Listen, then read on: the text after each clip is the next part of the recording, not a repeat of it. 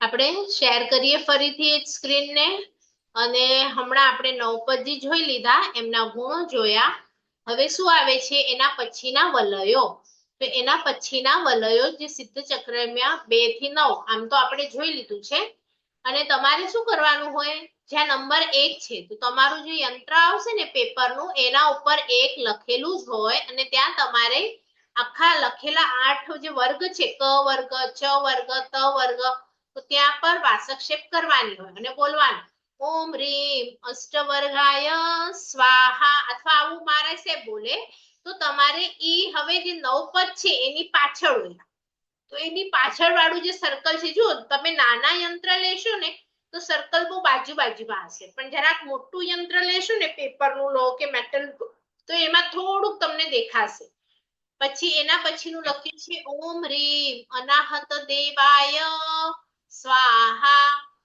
એના પછી લખ્યું છે ઓમ રીમ સર્વલબ્ધિ પદેભ્યો નમઃ સ્વાહા.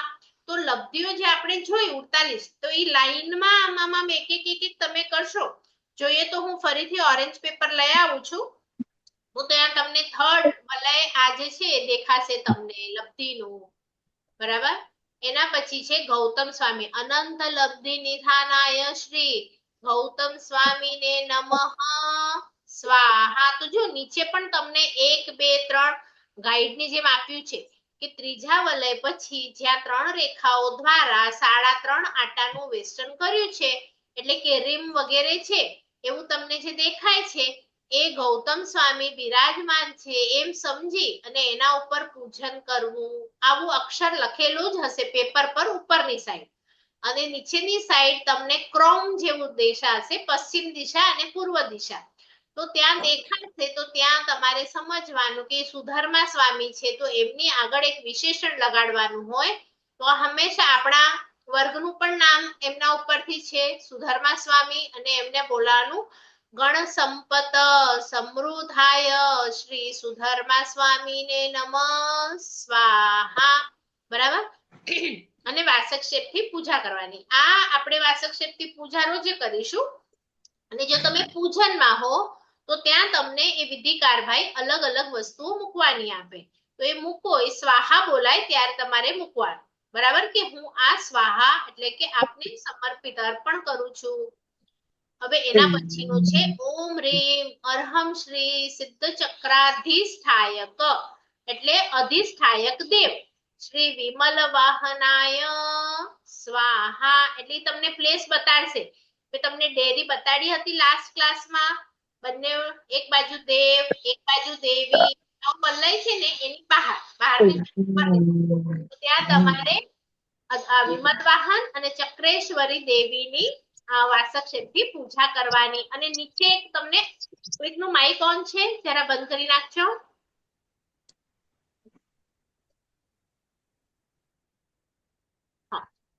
તો એના પછી અપ્રસિદ્ધ સિદ્ધ ચક્ર, એટલે કે 8 વલયોમાં અનેક દેવી દેવતાઓ આપણને સહાય કરતા હોય પણ એ પ્રસિદ્ધ નથી. આ 2 પ્રસિદ્ધ છે, વિમલ વાહનાય અને ચક્રેશ્વરી દેવી. પણ અપ્રસિદ્ધ પણ કોઈ હોય અને એના અધિષ્ઠાયક હોય તો અમે એમની પણ પૂજા કરીએ છીએ. બરાબર. પછી છે ઓમ રીમ શ્રી અરહમ જીન પ્રવચનાધિષ્ઠાયક શ્રી ઘણી પીટક યક્ષરાજ અધિષ્ઠાયકેભ્યઃ નમઃ. તો જો નીચે લખેલું છે કે ક્યાં ક્યાં તમારે કરવાનું છે. તો જો તમારી પાસે યંત્ર પેપર હોય તો તમને ખબર પડશે, અથવા હું ફરીથી બતાડીશ. જો અહીંયા ખાલી હમણાં સમજવાનું છે કે એમાં તમારે શું કરવાનું છે. તો હવે ચોથો વલય જોવાનું છે. જુઓ 5 નંબર પર શું લખ્યું, ચોથા વલય ઉપર ગુરુના પગલા પાદુકા છે ત્યાં પૂજન કરવું. તો અહીંયા ગુરુ પાદુકા વાળું આવ્યું. એના પછી નીચે લખ્યું છે છઠ્ઠીમાં યંત્રની ડાબી બાજુએ આ દેરી પૂજન, એટલે જ્યાં જ્યાં જે કરવાનું છે ને ક્યાં પ્લેસમેન્ટ છે જુઓ અહીંયા આપી જ દીધું છે તમને. બરાબર.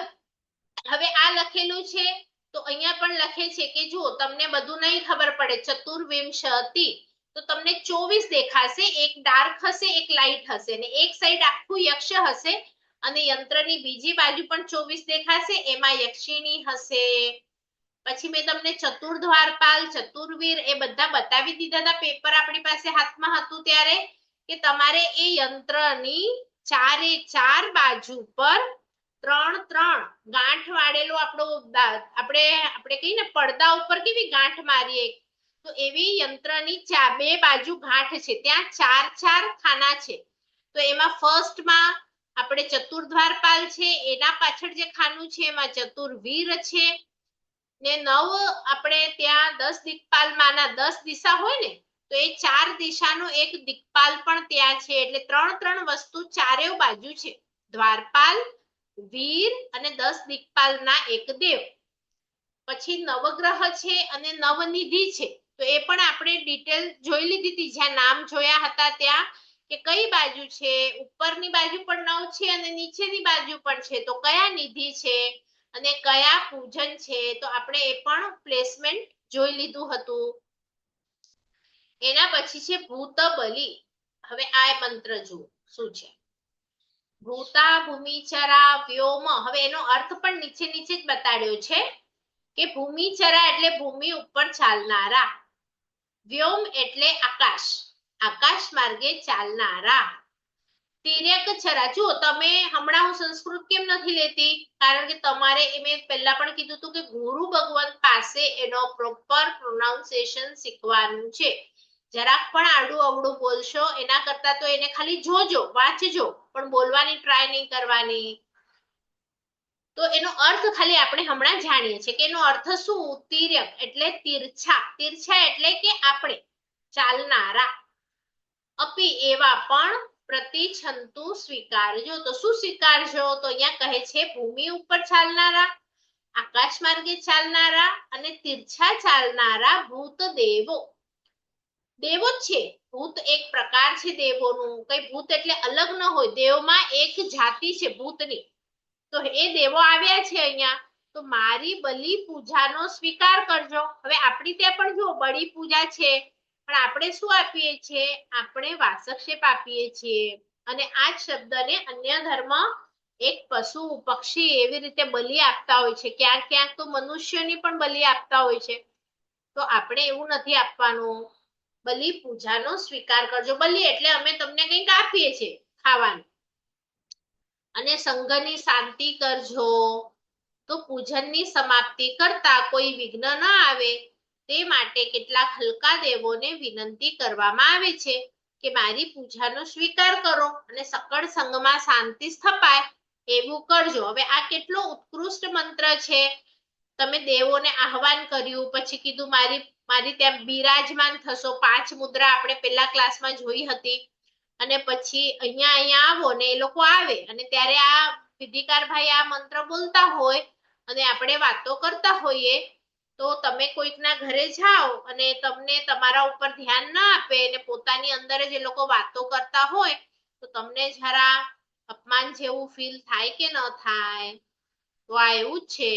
પછી એ તમને હલકા દેવ હોય, આમ બહુ કઈ સમકીતી હોય નહીં, તો પછી એ તમારી પછી તમને કંઈક ને કંઈક થાય, પછી કે કોઈક વળગ્યું તો વળગે, કારણ કે તો પછી ત્યાં જવું નહીં તમારે.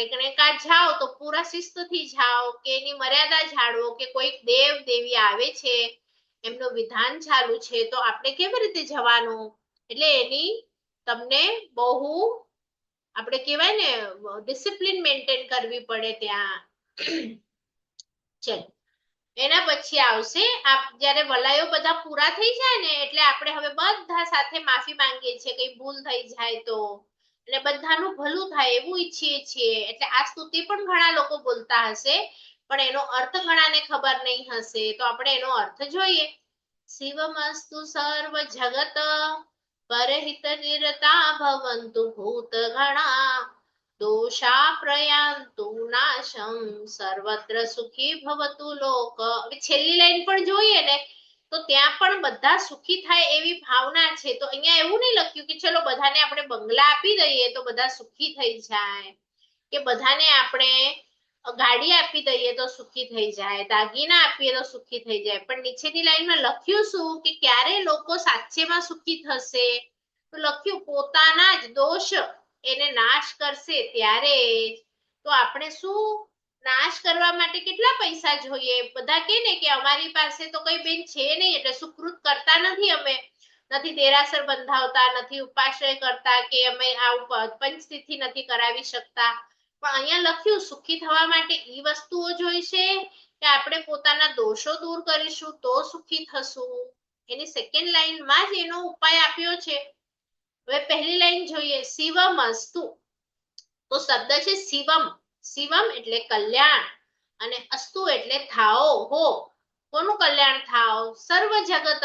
અહીંયા લખ્યું મારા ગામ વાળાનું થાય નહીં, બધાનું. અને પછી લખ્યું પરહિત એટલે કે બીજાનું હિત.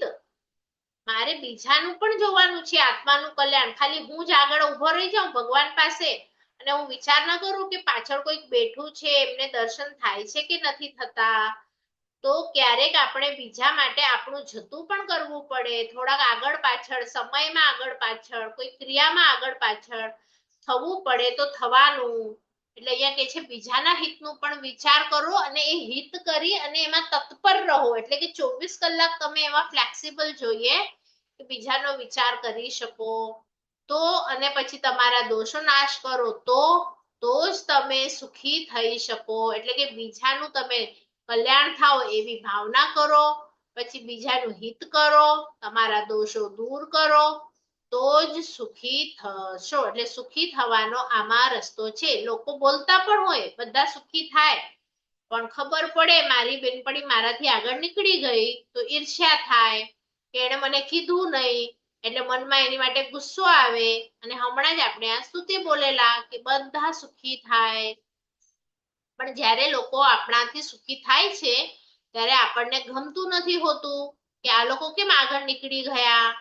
એટલે મારી અંદર તો એવો ભાવ નથી ને, એ બધાય ચેક કરવાનું. મારે સુખી થવું છે ને તો હું બીજાના હિતનો વિચાર કરું.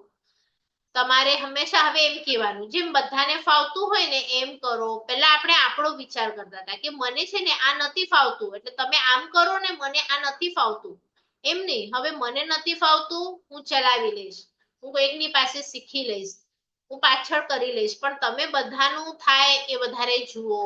તો તમારી અંદર બીજા લોકોનું જ્યારે વિચાર આવે એ લોકોને પહેલા આપી દો લાઈનમાં, એ લોકોને પૂજા આપી દો પહેલા. મને પાછળ હશે તો ચાલશે, જમવામાં પાછળ હશે તો ચાલશે.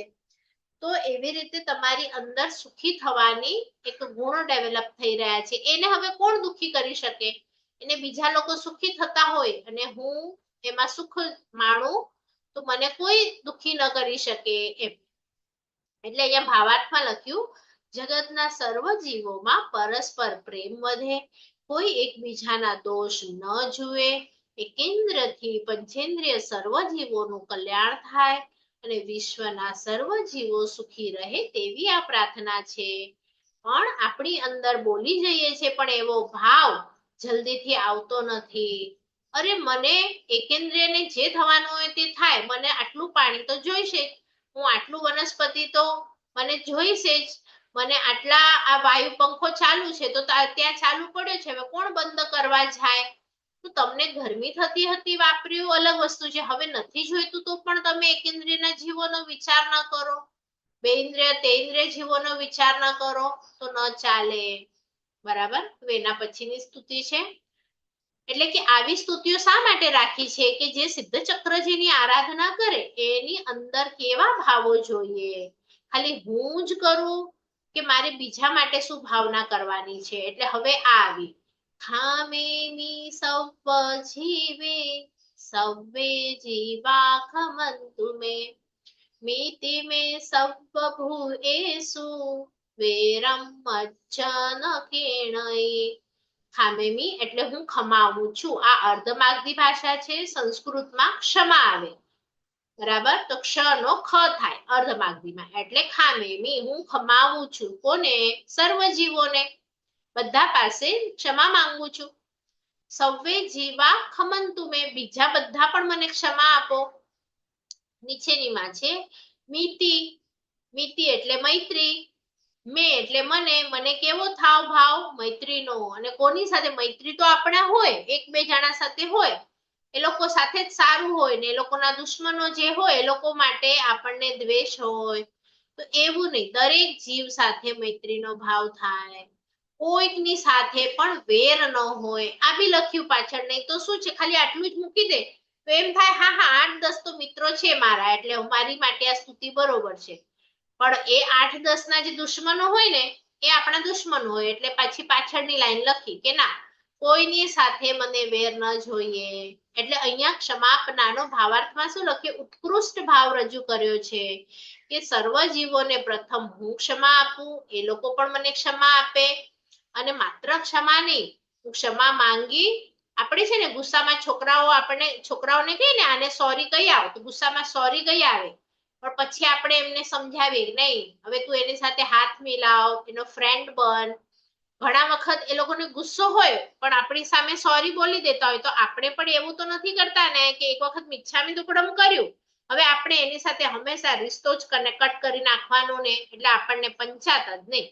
તો આવું હોય એની માટે લખ્યું કે ખાલી સોરી નહીં, પછી તમે એની સાથે મૈત્રીનો હાથ પણ લંબાવો, તમારો મિત્ર છે અને મારે કોઈની માટે વેરનો ભાવ નથી રાખવો, આવી પરસ્પર ક્ષમા કરવી છે, બરાબર. તો જ તમને શાંતિનો અનુભવ થાય. તમને એમ લાગે કે હું કોઈ હિલ સ્ટેશન પર જાઉં, રૂમ બંધ કરી દઉં અને ડુંગર ઉપર છું કે પાણી પાસે છું અને શું શાંતિ હતી, તો એ બહારની શાંતિ હતી. આ તમને અંદરની શાંતિનો અનુભવ કરવો હોય તો કોઈકની સાથે ઝઘડી આવો તો મન ઉચ્ચાટ વાળું હોય, ઉપર નીચે થયા કરે.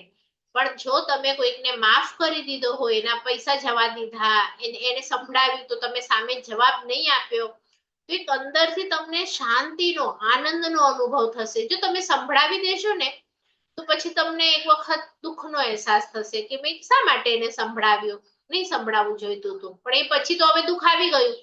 પણ આગળથી જો તમે ક્ષમા રાખી દીધી હોત કે થાય એનો એનો એ વખતે એવો સમય હશે, એવા કર્મ હશે, એને કહી દીધું મારે અંદર મારી શાંતિ જોઈએ છે તો હું એની માટે ખરાબ ન વિચારું. તો આ શાંતિ, જો પહેલા તમને સુખી થવાનો ઉપાય બતાડે છે, હવે તમને શાંતિનો અનુભવ કરાવે છે. એટલે તમને ખ્યાલ આવે છે સુખી, આપણે છે ને શરૂઆતમાં પ્રાર્થના બોલીએ છીએ, એમાં આપણે બોલીએ છીએ જીવો સુખી થાય, જીવો શાંતિ પામે, જીવો સમાધિ પામે, બધા શબ્દો બોલીએ છીએ અને બધા અલગ અલગ શબ્દો છે. એટલે તમને ક્યારે સુખી થાવ, ક્યારે શાંત થાવ એ જાણવાનું છે. હવે ક્ષમા યાચના આપણે જે દેવો આવ્યા છે, જે આ 9 પદો છે એમની પાસે કરીશું. વિમલેશ્વર દેવ, દેવી, આપણા ગુરુ પાદુકા છે, આપણા 9 પદજી છે કે તમારી આજ્ઞા વિરુદ્ધ ઓમ જ્ઞાનહીનમ ક્રિયાહીનમ મંત્રહીનમ ચ યત્કૃતમ તત્સર્વ કૃપયા દેવા ક્ષમંતુ પરમેશ્વરા. એટલે શું? આજ્ઞાની વિરુદ્ધ, ક્રિયાની વિરુદ્ધ, મંત્રની વિરુદ્ધ કંઈ પણ મારાથી જો ક્રિયા થઈ હોય તો હે પરમેશ્વર ભગવંતો અમારા ઉપર કૃપા કરો, અમને ક્ષમા કરો. નહીં તો આ લોકો શું ક્રોધિત થાય, દેવો વગેરે. આપણા જો પ્રભુ છે ને એ ન થઈ શકે, એ દેવલોકમાં નથી, એ મોક્ષમાં છે, તો ત્યાં એમને રાગ દ્વેષ કઈ નથી. પણ આ જે દેવો છે તે આ 14 રાજલોકમાં જ નીચે જ છે આપણા સંસારમાં, અને એમને તમે પ્રોપર આરાધના કરો તો ખુશ પણ થઈ જાય, અને ન કરો તો એ લોકો કોપિત પણ થઈ જાય. એટલે આપણે આ બોલવું જ જોઈએ, બરાબર. અમારા ઉપર કૃપા કરો, અમને ક્ષમા કરો.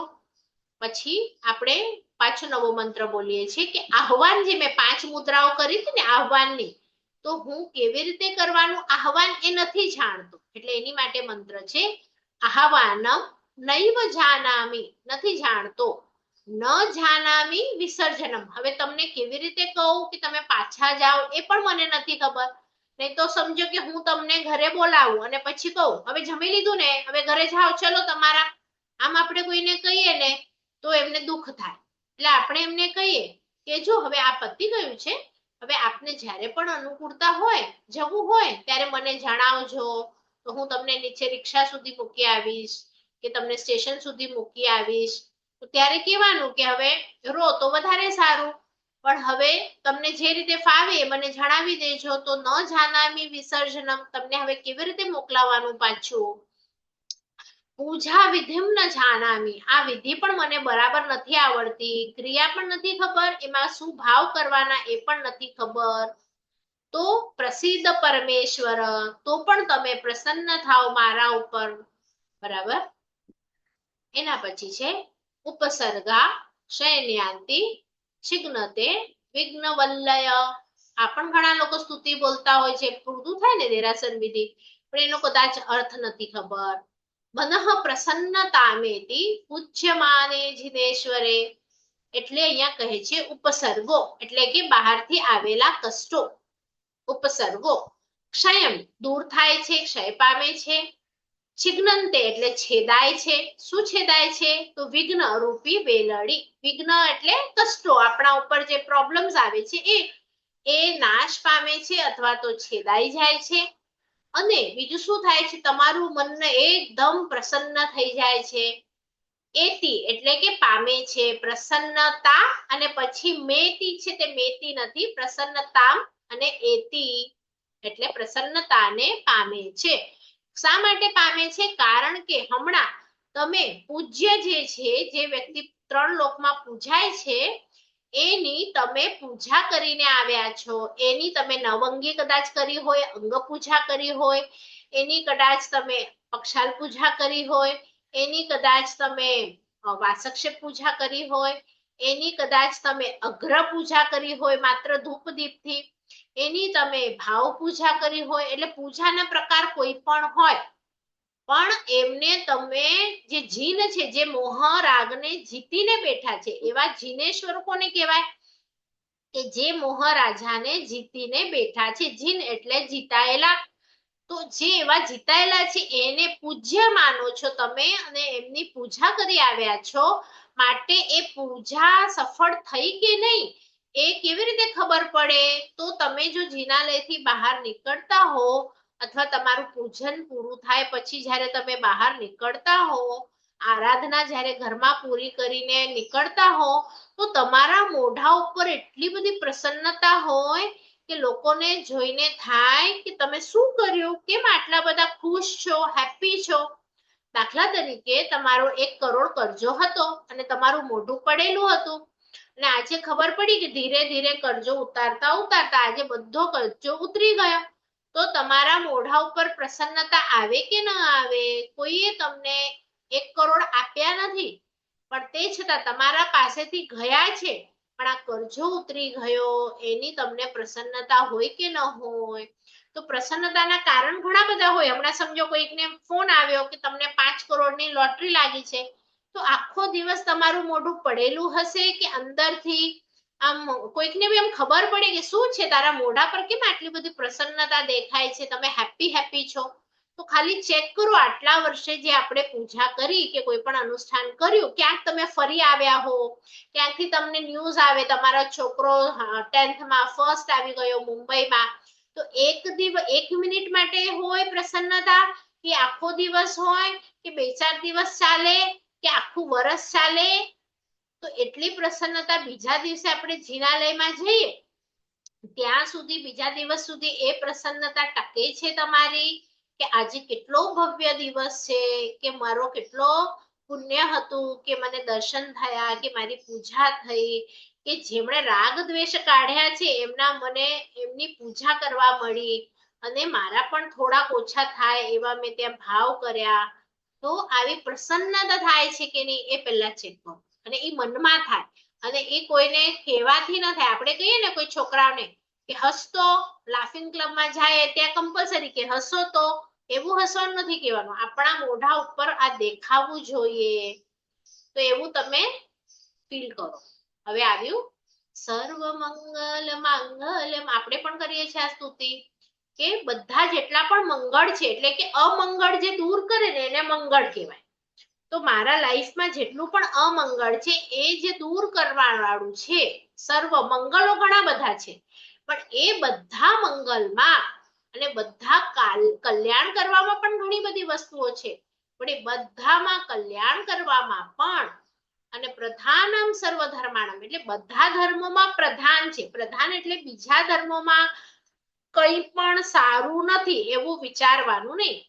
ઓછા વધતું સારું બધા ધર્મમાં છે, પણ બધા ધર્મોમાં શ્રેષ્ઠ એ કોણ છે? એ જૈન ધર્મ છે. અને માટે એ જયવંતુ થાવ, એનો જય થાવ મારા શાસનનો. એટલે સર્વ મંગળોમાં મંગળકારી, સર્વ કલ્યાણનું કારણ, સર્વ ધર્મોમાં મુખ્ય એવું શ્રી જૈન શાસન જય પામે.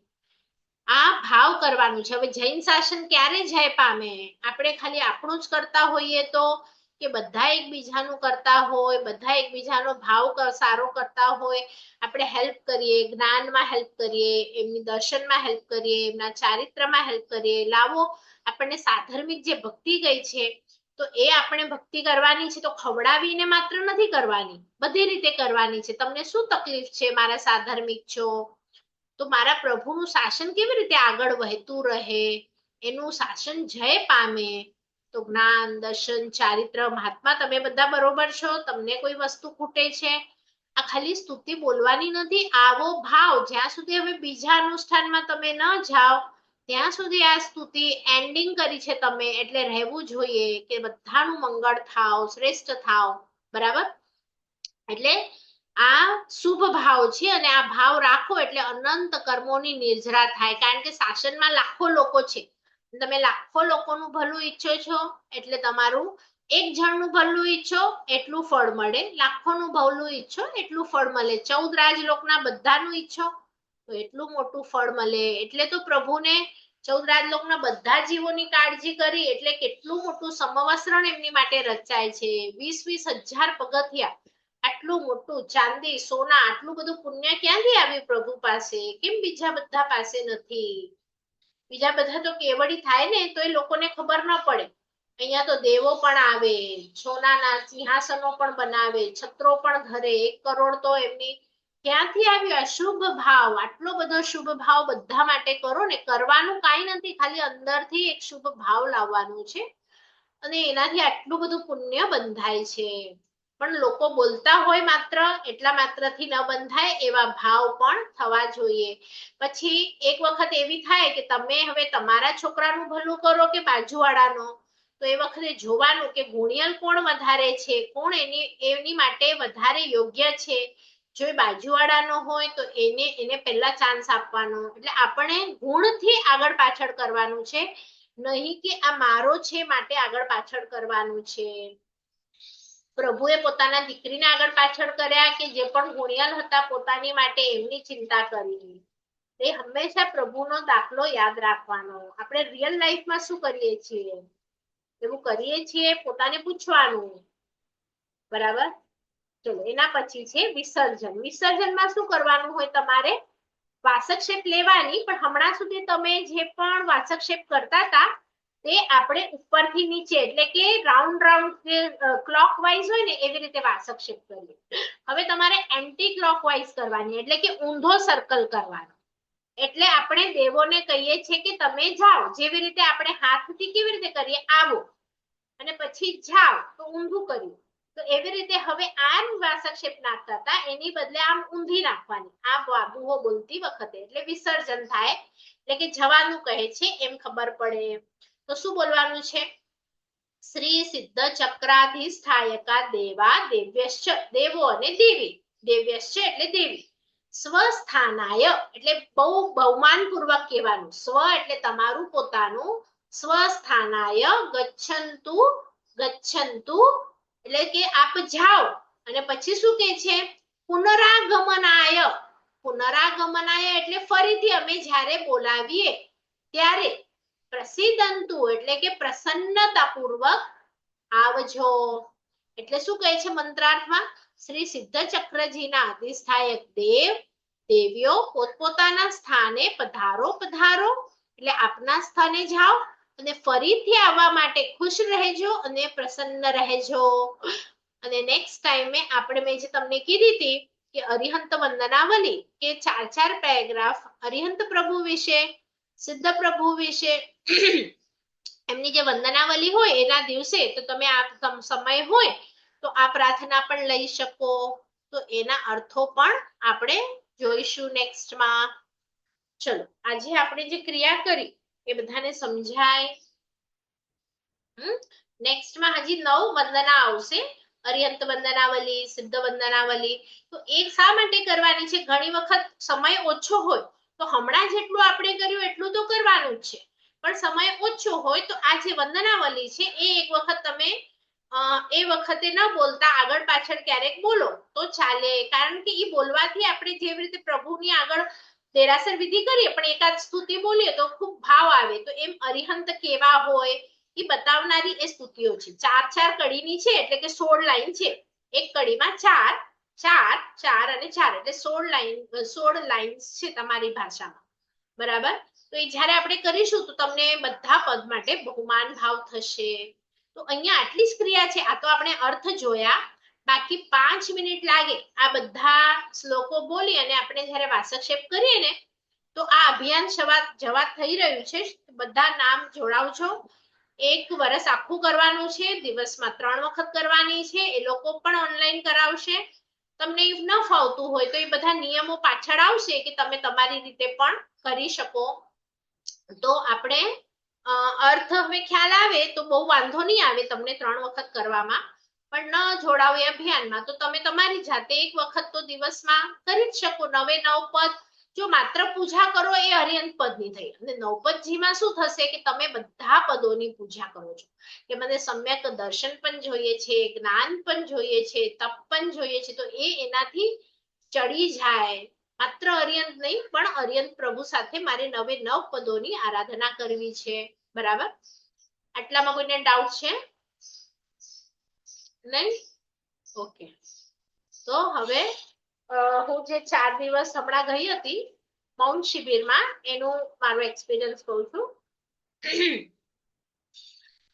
3 દિવસ અહીંયા ચેમ્બુરમાં મોટા દેરાસર પાસે આપણા મહારાજ સાહેબે જે નિર્મિત થોડા શ્રી મહારાજ સાહેબ વાંચના દાતા હતા એમના અંડરમાં હતી, એમાં ગઈ હતી.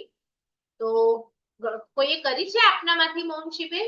આટલા લોકો જે જોડાયા છો 16 જણા એમાંથી 15? નહીં? ઓકે. મોર્નિંગના 4 o'clock ઉઠવાનું, 4:30 રેડી થઈ અને નીચે આવવાનું. એમાં 4:30 પ્રતિક્રમણ, 5:30 સુધી પ્રતિક્રમણ, ટ્રાય પ્રતિક્રમણ, 5:30 to 6 યોગા. બીકોઝ હવે ધ્યાનનું સેશન હશે તો ધ્યાન માટે આપણને આપણી બોડી એકદમ પરફેક્ટ જોઈએ, એટલે કે થોડી સ્ફૂર્તિ જોઈએ. એમાં મૌન રાખવાનું હતું કમ્પલસરી 3 days. એમાં એક શબ્દ પણ નહોતો બોલવાનો, નહીં તો રાઈ પ્રતિક્રમણમાં, નહીં તો દેવસી પ્રતિક્રમણમાં, નહીં તો પ્રભુની પૂજા કરવા જાઓ ત્યાં ક્યાંય કંઈ બોલવાનું જ નહોતું. એટલે આની સાથે કનેક્શન કટ. કલર્સમાં પણ સફેદ જ કલર 3 દિવસ પહેરવાનો હતું, એટલે કે આને સારો કલર પહેર્યો છે કે એને સારો પહેર્યું છે એ બધું પણ કટ. અને મનથી પણ કટ કરવા માટે, મનની કટ કરવા માટે આખો દિવસ આરાધનામાં. એટલે તમારે એના પછી યોગા થઈ જાય અમારા, એના પછી મહારાજ સાહેબ પ્રભુ ત્યાં મસ્ત પ્રભુ રાખેલા હતા, હું ફોટો ગ્રુપ ઉપર મોકલીશ.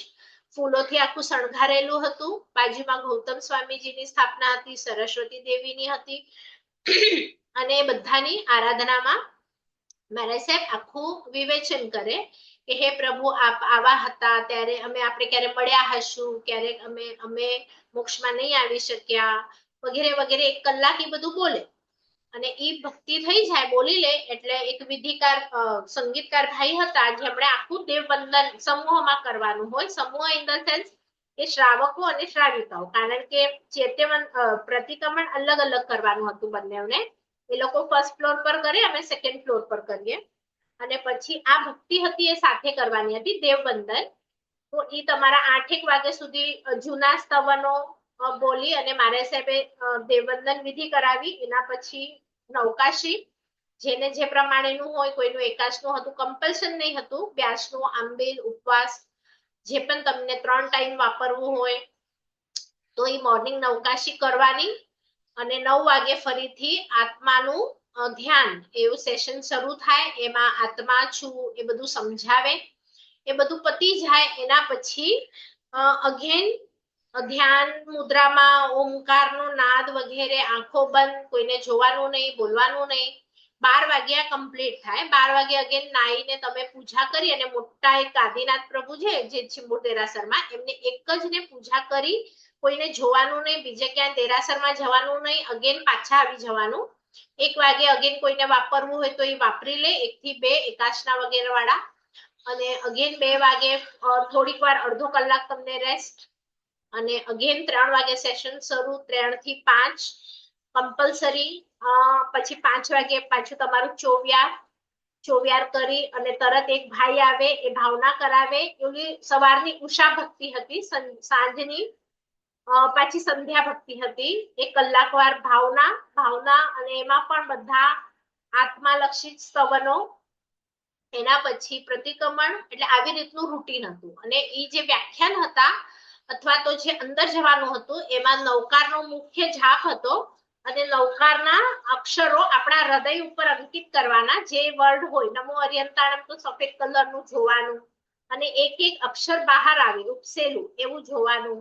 નમો સિદ્ધાણમમાં રેડ કલરના, એટલે કે મારા હૃદયમાં નવકાર વસી રહ્યો છે. અને મુખ્ય તો કે 1-2 ડિફરન્સ હતા. હું આત્મા છું અને હું પારુલ છું. તો હું પારુલ છું, પછી હું આ ગામની છું, પછી આ મારા આ છે. જો હું આ બધામાં છું તો મારો વ્યવહાર કેટલો બધો બધા લોકો સાથે વધી જશે કે એ લોકોની સાથે વાત કરું, કેમ છો કેમ નહીં. અને હું આત્મા છું, માત્ર આટલું જ ધ્યાન કરું તો બધા સાથેનું મારા શરીર સાથેનું જોડાણ પણ કટ થઈ જાય, કારણ કે આ હું નથી. તો આવી રીતે એક હું આત્મા છું અને હું પારુલ છું, એ બંનેનો ડિફરન્સ બતાવવા માટેનો આખો હતું. અને 3 દિવસ તમે રૂમમાં પણ 4 જણા હો અને કોઈની સાથે બોલો જ નહીં. તમે આવીને સુઈ જાઓ, તમે આવીને વાપરી લો, ઉઠી જાઓ, તમારા કપડા રાખો, આ તે. આપણે બહેરા હોય ને કોઈની સાથે પણ મળીએ એટલે કે હમઝા, કેમ છો, આ મારા ફ્રેન્ડ ને આ મારા, આ બધું શરીરના લેવલ ઉપર એ બધું કનેક્શન કટ હતું. અને માત્ર હું આત્મા છું એની સાથેનું 3 દિવસ જોડાણ હતું. અને મોબાઈલ પણ 3 દિવસ નહીં જોવાનું હતું. એટલે તમારા મેસેજ કંઈ જ નહીં. એટલે દુનિયાથી જ આખા કટ.